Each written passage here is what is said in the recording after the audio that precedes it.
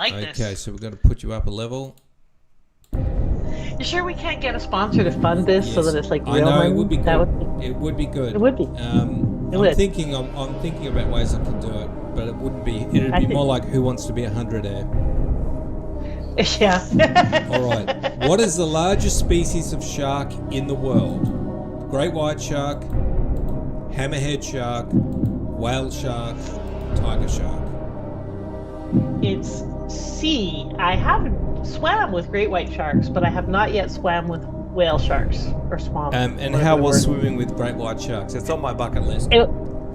It was really interesting and fun. I swam with sharks off the coast of Belize and great whites off the coast of South Africa. In a cage, though? I was in a cage, so really it's not all that like risky or anything. Did it still feel scary? It was still kind of fun.